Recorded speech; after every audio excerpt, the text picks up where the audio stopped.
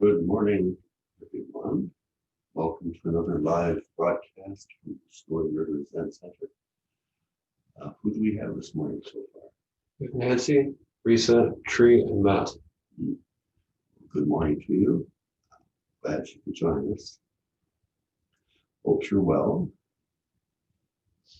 This morning, I would like to go again to the teachings of the six Paramitas, something that we discussed in the past. It's been a while. It's been a few weeks, quite a few weeks, I think, since we looked at them. We've been looking at other things. We've been looking at, sitting practice, meditation practice quite a bit, which since we're in a Zen center, that's quite appropriate. Zen Buddhism is meditation Buddhism. I mean, the word Zen is Japanese for meditation, actually. It's a Japanese translation of the Chinese word chan, which is a translation of the Sanskrit word dhyana, which means meditation, which is the fifth of the six paramitas, dhyana, Russian paramita. But Zen is also very much a fundamental school of Mahayana Buddhism, so sitting meditation is not all of what Zen is. And the six paramitas are fundamental practices in Mahayana Buddhism, fundamental practices of the Bodhisattva. The Bodhisattva is the being, the person dedicated to awakening. Bodhi means awakening, Sattva means being. So awakening being is how Thomas Cleary translates Bodhisattva. And the six paramitas are the six practices to protect, nurture, and express awakening. Shantideva talks about the thought of awakening, bodhicitta, as initially the flame of a candle, easily blown out by a relatively strong wind. Fragile. The initial thought of awakening has some fragility to it. And in order to protect it, nurture it into a strong blaze, the practices of the paramitas protect that initial thought of awakening and cultivate it, deepen it. Also, they express the spirit of awakening. So there's two sides. One is to protect and develop these virtues, these qualities of the six paramitas. And the other is to express the heart of the Bodhisattva, the love of the Bodhisattva through these six ways. So there's two things that I want to do initially, review what the six are, but since they're practices of awakening, what is awakening? I want to try to give a feeling for what we Buddhists mean when we talk about awakening. Sometimes translated as enlightenment, but that was a appropriation of the European term for 17th and 18th century Europe, and it can be misunderstood. So awakening, I think, is a better translation of bodhi than enlightenment. So what is awakening? Well, that's a subject that has no comprehensive answer, but I want to offer something to you this morning to help, I hope. We say that the Buddhist path begins with disenchantment with the allurements of samsara. That's one way to put it. Where the path to Buddhist practice begins when the allurements of samsara are no longer attractive. They no longer grab one's life and motivation. Samsara is the Sanskrit Buddhist term for the world of suffering, the world of greed, hate, and delusion. So the Buddhist path begins when that world no longer is attractive. And the world of greed, hate, and delusion, the world of samsara, is the predominant world that we're exposed to. Desire, fame, profit, possessions, and finding people that we feel it's okay to hate or resent, find the bad guy as the ones to blame, that's actually unexamined. That's the attractive world that most people tend to be spun about by. And it's very seductive. Who doesn't want to be famous? Who doesn't want to have more money than they have or nice possessions? There is that desire, there is that attraction to samsara. But the Buddhist path begins with the disillusionment for all of that, where we're kind of hip to samsara's game. We recognize that it won't bring actual happiness, won't bring actual contentment and peace. That, acquiring possessions stimulates a desire for more possessions, and the pleasure of hatred grows and grows until we just love to hate, And so getting hip to that samsara just leads to more suffering, that begins the path. And in the notion that there is something more precious in human living than samsara,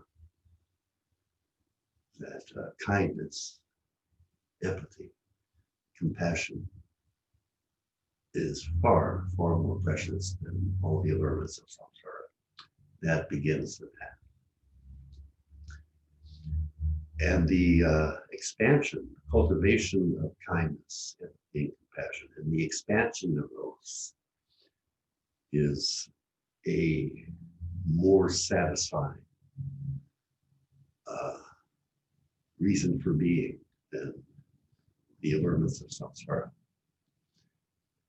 And the insight that those can be cultivated limitlessly is the thought of awakening.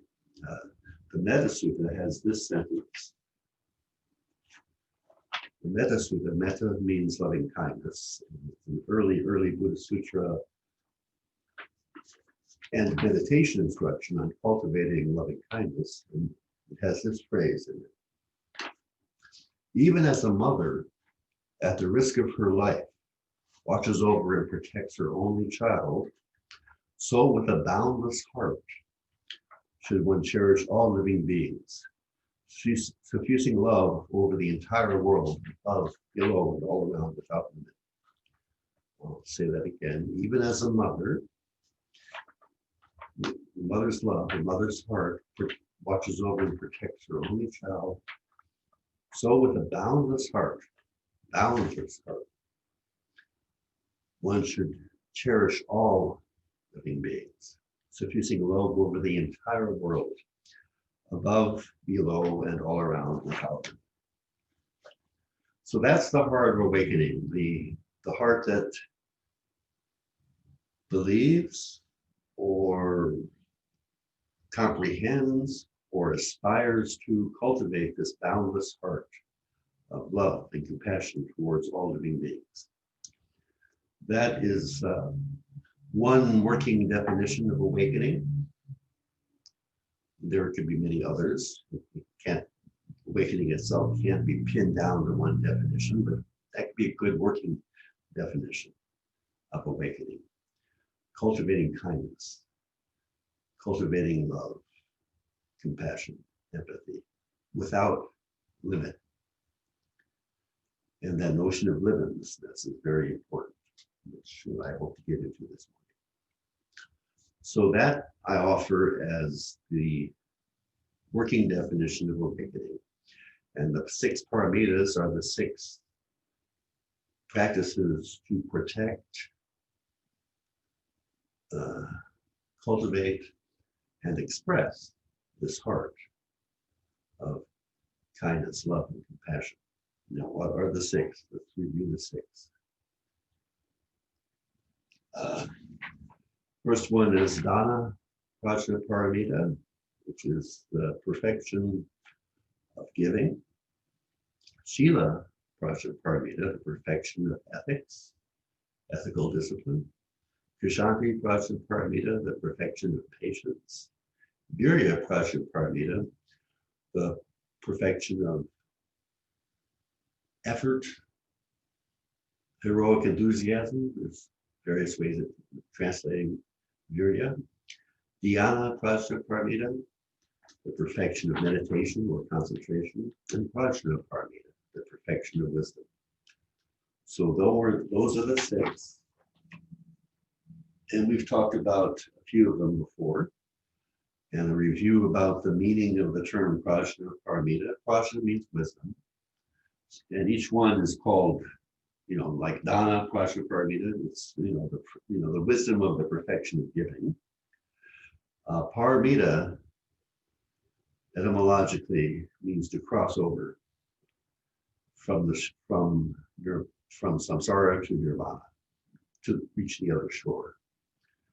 So it's sometimes translated as perfection, sometimes translated as transcendences, the six transcendent practices. And I like that. Transcends our sense of limitation. And this notion of limitation and limitlessness is key to all of them, but especially key to the one that I want to talk about this morning, which is Virya, Prajna, Paramita, perfection of ardor, is how Suzuki Roshi translates it, ardor. Effort is often used for Virya, heroic effort. Enthusiasm is often used, heroic enthusiasm. The word Virya shares a root with virility, the English word virility. They actually share a root.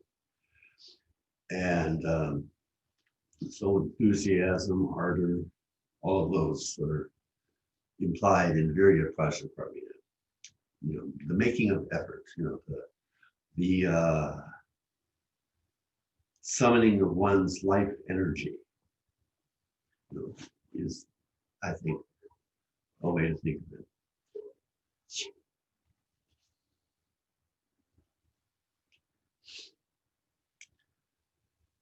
And the most important thing that I'd like to emphasize is that in Virya, Prajna, Paramita, it's not effort as we would conventionally construe it. It's effort that is connected with this notion of limitlessness. Limitlessness is a very important notion. Boundlessness, like that quote from the Metta Sutta, even as a mother at the risk of her life watches over and protects her only child, that motherly loving heart we cultivate towards all living beings. So with a boundless heart, the Sutra says, a limitless heart, we cherish all living beings, choosing love of the entire world, above, below, and all around without limit. So in Virya, Prajna, Paramita, our effort, our vitality extends limitlessly, is the notion. So ponder that. Ponder whether or not you think you could actually suffuse the entire world, suffuse love over the entire world, above, below, and all around without limit. What prevents you? Why couldn't you? No. So that's a key element here. Limitlessness or boundlessness. And want to read again, I've shared this before, read again what Suzuki Roshi says about the practice of bowing in Zen Mind, Beginner's Mind. He says, each vow expresses one of the four Buddhist vows. These vows are, although sentient beings are innumerable, we vow to save them. Although our evil desires are limitless, we vow to be rid of them. Although the teaching is limitless, we vow to learn it all. Although Buddhism is unattainable, we vow to attain it. If it is unattainable, how can we attain it? But we should. That is Buddhism. So vowing to attain the limitless. To think because it is possible we will do it is not Buddhism. Even though it is impossible, we have to do it because our true nature wants us to. So that's Virya, Prajna, Paramita. Even though it's impossible, we have no choice. We have to do it anyway because our true nature wants us to. But actually, whether or not it is possible is not the point. If our inmost desire is to get rid of our self-centered ideas, we have to do it. If this notion of suffusing love over the entire world, above, below, and all around without limit, has any resonance with us as a human potentiality, we have no choice. We have to go in that direction. That's what's being said here. So, whether or not it is possible is not the point, actually. If it is our inmost desire to get rid of our self-centered ideas, we have to do it.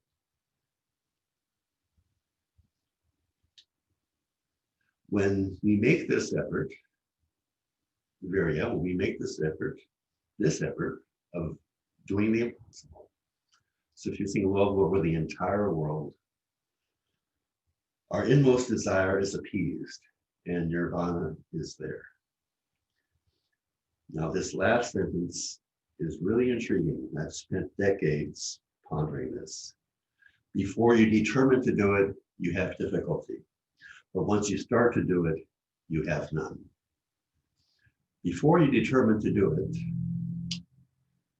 this limitless expansion of the heart, you have difficulty. But once you say, I'm going to do it anyway, even though it's impossible, you have no difficulty. You have none. And then I want to share another thing from Suzuki Roshi. This is in Branching Streams Flow in the Darkness, a compilation of Dharma talks he gave towards the end of his life on the Zen poem called the Sandokai. This is a question and answer period after the Dharma talk, when a student was having difficulty with this notion of vowing to do the impossible. The student was having difficulty with the 4 vows. All beings are numberless. I vow to save them. Delusions, evil desires, delusions are limitless. I'm going to end all of them, etc. So she says, in light of what you said earlier, I don't understand the vows. If there are no sentient beings, why do we vow to save them? It sounds like a big joke. Suzuki Roshi. That is because your practice is always confined within the realm of why practice sadhana. What does it mean? Actually, your practice is very good. Why is your practice so good? I don't understand. The student says, it doesn't feel so good to me. And Roshi says, anyway, you are doing well. My lecture may be some enticement. It may be better for you not to listen to my talks, just practice sadhana. I don't mind sadhana so much, the student says, but I don't like to make promises I don't understand. If sentient beings are numberless, Roshi says, or desires are inexhaustible, you cannot say, I vow to save them. Our promise is very silly. It doesn't make any sense. I agree with you. But still, we do it. Why? Because we don't feel so good if we don't work for others. We take the 4 vows, but what we mean is more than that. For the sake of convenience, we just say 4. But really, and this is the point that I want to share with you while I'm reading this passage. But I really, truly feel lucky. I feel lucky that we have inexhaustible desires and numberless sentient beings to save. And also that it is almost impossible to save each of them in terms of I save you. You cannot save in that way. Whether it is possible or not, whether it is the Buddhist or Bodhisattva or Hinayana or Mahayana way is not the question. Anyhow, do it. That is our vow. So Virya, Prajna, Paramita hinges upon this quest to dream the impossible dream, and like Don Quixote, and just go for it, just do it. To vow limitlessness, to vow to cultivate kindness and compassion without limit. We say that the outer world is limitless and the inner world is limitless too. Now it's maybe easier to begin to appreciate the limitlessness of the outer world. I would love to go to the beach and look at the ocean, more water than I could actually get my mind around, wow, And then when I started practicing amateur astronomy, looking at things through the telescope, seeing Jupiter and its 4 Galilean moons, wow, I'm getting off the planet for sure now. And then one day I discovered the Andromeda Galaxy through my telescope. And I realized I was looking at something outside of our own galaxy, and just the sense of vastness and expansiveness was very palpable. So some palpable sense of the limitlessness of the outer world is somewhat accessible. It may be harder to begin to appreciate the limitlessness of the inner world because of our habits, because of our karma. We tend to find ruts within which to travel. We tend to have habituated responses and impulses. And we have this, we have concepts about ourselves and about others. And concepts are set in stone. They have words that you put down on paper, and you can change the order of the words, but they're quite limited. And our awareness can tend to be bound by these limitations of ideation about self and other, routinization of responses and impulses. And we might feel very limited innerly. Innerly, is that a word? Anyway. So to begin to appreciate the limitlessness of the inner world, it's more challenging, but possible. And that once again, Virya, Prajna, Paramita is exploring the limitlessness of our potential. That's the nature of this effort. It's exploring the limitlessness of our potential, specifically our potential for kindness, compassion, empathy, love. Those qualities is the precious thing, the thing that is more precious than the allurements of samsara. That's the qualities of awakening. And so exploring the limitlessness of the Buddha qualities of awakening is the nature of Virya, Prajna, Paramita. It's the nature of the effort in this Paramita, exploring the limitlessness of the potential of awakening. Well, it's all good to say. How to practice.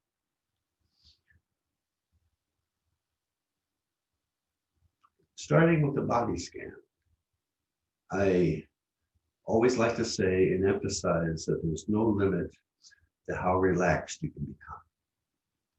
There's no limit to how chill you can become. And that for me is a way to keep from allowing the body scan to become some rote, dry, uninspiring practice. Not that each time I practice the body scan, each time I get more relaxed. Not necessarily, it depends on circumstances. But remembering that there's no limit to how relaxed one can become inspires me to refresh the practice and do it anew. And some days it feels like I reach a new level of relaxation because I keep the practice fresh and new and vitality, vigorous. through this notion that there's no limit. There's no limit to this practice. So practice it fresh, practice it new, practice it alive. It keeps the practice alive. And it deepens it. Over time, it deepens it.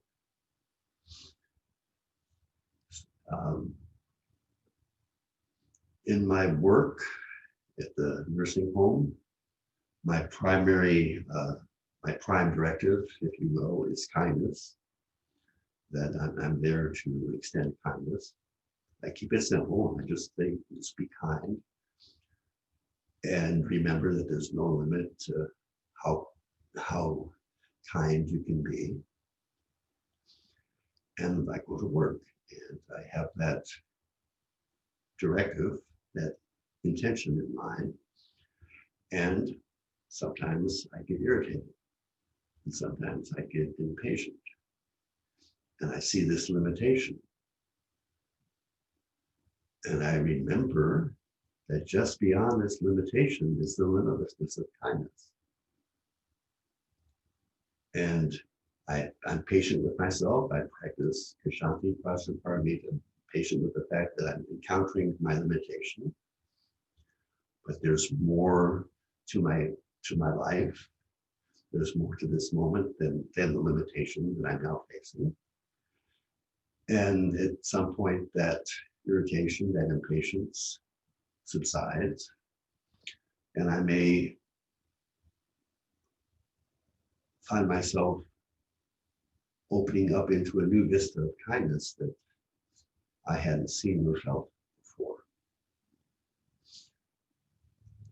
It's this working with limits and what's beyond the limits that is the intriguing and vivifying and invigorating practice of Virya, Prajna, Paramita. It reminded, when I was thinking about it this morning, preparing to talk with you, it reminded me of when I was a kid, I don't know how old, 5, 7, I would lie in bed trying to imagine infinity. And part of me, from one perspective, infinity seemed impossible. How can something go on endlessly? Endless space. How is that possible? The mind couldn't actually get around an ocean of infinity. There must be an end, like a wall. Lying in bed, there must be a wall someplace. But if there's a wall, there's got to be beyond that wall. So neither limitedness nor limitlessness made sense to me. It was something mysterious going on. I would spin this in my head in bed as a kid for quite a while. It just kind of grabbed me and it wouldn't leave me alone for a while. The practice of Virya, Prajna, Paramita is like that. We make these limitless conditions to diffuse love over the entire world, above, below, without limit, to cherish all living beings without limit. And we go through our day, we hit limitations. Those limitations, we may have a tendency to see them as definitions of ourselves. This is who I am. I'm an impatient person. I'm a irritated person. And this is who I am. I'm the big, thick wall. But what's beyond that wall? More of us is beyond that wall. And when my practice, when I encounter irritation, impatience, which I do virtually daily, is to be kind to myself. Right then and there, that responding to irritation and impatience as it arises with kindness towards myself is already stretching beyond the wall of definition where I blame myself, where I castigate myself, where I deprecate myself because of the irritation or the impatience. And that allows a certain expansion. And then when that irritation or that impatience subsides, as all things do, fairly often, I would say, fairly often, I feel the potential for expanding myself into a greater sense of kindness. a greater sense of patience with beings. So seeing one's limitation is actually not a limitation in the practice of Virya, Prajna, Paramita. Seeing one's limitation is like creating the launching pad for going beyond. If we see it as not defining us, but just a presentation of our perceived sense of limitation that can be transcended. So to understand Virya, Prajna, Paramita, or understand all of the Paramitas, all of the transcendences, is to understand that practice transcends time and space. It's not separate from time and space, but it's not limited to time and space. It's not limited to conceptions of self and other. So our effort in practicing the Paramitas is not limited to our own lives. It's not limited to this time and this place. It takes place here and now, but it's not limited to here and now. There's a story of Zen Master Rinzai in Japanese, that towards the end of his life, he was planting pine trees at his monastery. Seeds, he was planting seeds in pine trees. And his disciple asked him, Master, no offense, but you're probably going to be long gone before these trees make an appearance. Why are you going through all this effort to plant these pine trees? And he said, well, we must leave something for future generations. So his effort was not limited to his lifespan. His effort transcended his lifespan. And Suzuki Roshi died decades ago, yet his teaching lives on. Thus, in my beginner's mind, has been translated into innumerable language, not innumerable, but many, many languages, always being republished. So his effort transcended his lifetime.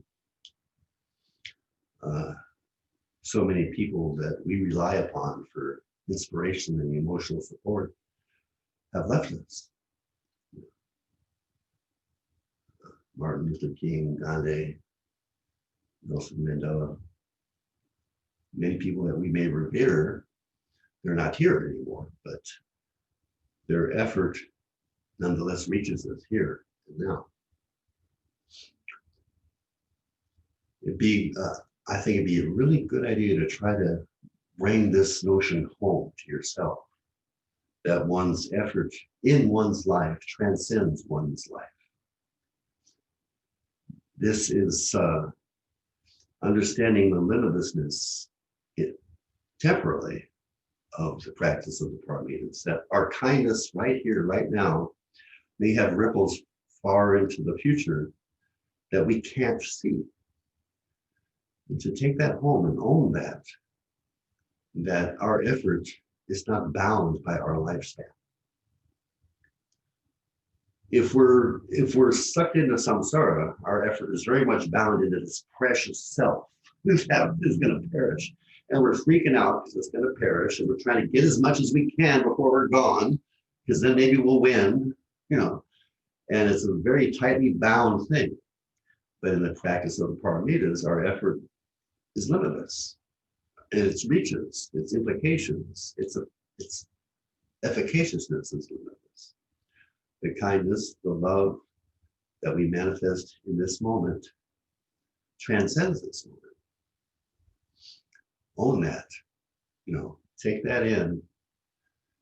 It can mitigate the fear of your inevitable death. You're going to die. I'm going to die. That can freak us out, or we can practice beyond ourselves and feel some relief from the anxiety of death. And if we can practice in this way, if we can make effort beyond our own limited lifespan, if we can make effort beyond our own ego, our own sense of self, we'll begin to appreciate Virya, Prajna, Paramita.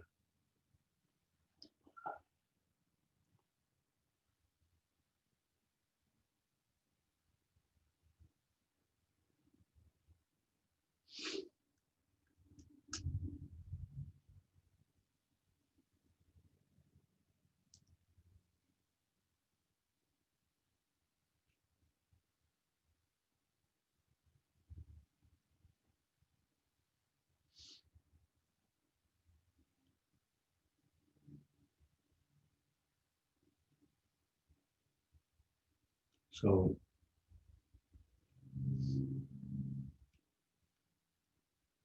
in closing, because that's pretty much what I had to say this morning, in closing, I want to reiterate what Suzuki Roshi said to that student, that he actually feels lucky that he has limitless evil desires and there are limitless vows, unlimited beings that he vows to say. He feels lucky, in other words, I think, he feels lucky that he has limitations which propel him beyond his limitations. So to reconfigure the notion of limitation, to reconfigure the notion of mistake or flaw, that it's actually not a wall, but a door. And it's the experience, like I said, to recap what I said about work, when I'm at work, and I come in with a commitment for kindness, the prime directive of kindness, and then inevitably, it seems inevitably, I don't know if there's been a day when I haven't felt any irritation or impatience. I can't, but sometimes, like if we're short-staffed, I'm bound to feel some pressure. So I come in with this prime directive of kindness, and then this thing that one could call unkind might arise, irritation, impatience. If I call it a flaw, an unkindness, it's a wall. If I see it as a door, this perceived limitation is actually an invitation to transcend. I learn, I grow. So there's this reconfiguration of the challenges of life that the so-called limitation is a source of energy. This can be practiced. I don't always practice it. Sometimes I get stuck in a rabbit hole of I'm a mess because, I'm really irritated, but not always. Sometimes I can see, oh, this is irritation. This is a doorway to more energy for the practice.